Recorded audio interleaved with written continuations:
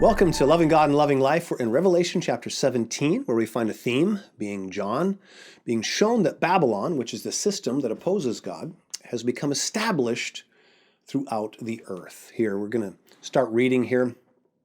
8th verse says that, "And the people who belong to this world, whose names were not written in the book of life before the world was made will be amazed at the reappearance of the beast who had died." Listen to that again. The people who belong to this world, they oppose God, in other words, whose names were not written in the book of life before the world was made. That's interesting. So everybody whose name was written, see, the truth is that God is always known. He's always known who's going to say yes, who's going to follow him. But let's just keep reading here. He says, the people are amazed at the reappearance of this beast, for God had put a plan into their minds, a plan that will carry out his purposes. Friends, we could, really dive into this. This is not stating that God is manipulating every thought of every person. This is an example, though, of on these polars of people who've just ultimately chosen evil and proven this is the only thing they want. God does find interesting ways of even directing even that. And I guess maybe a question we should have when we read such things is, what effect is God intending for this to have on me? Well, I'll tell you what effect he doesn't want it to have. I know a guy who told me that he doesn't pray for one because, well, it's all predetermined, he said.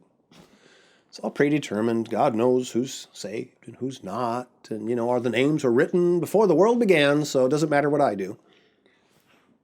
Again, just because God knew it, yeah, that is true. God knows what I'm going to do today. So does that mean that it doesn't matter if I go rob a bank? I mean, that's just ridiculous thinking.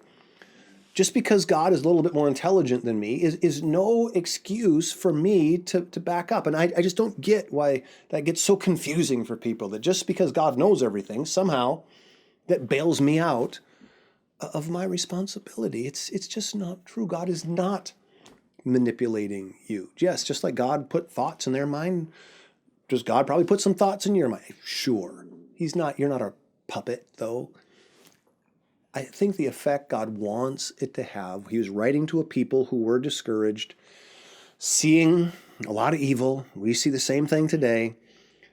God's just trying to say, hey, gang, I'm a big God and I got a plan. And I'm working this thing out, and it all ends really, really well.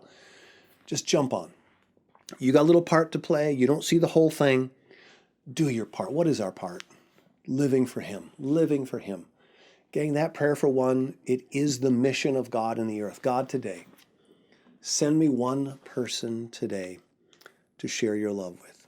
Friends, let's never forget it. It's in loving and serving God that we end with a life that we love to live.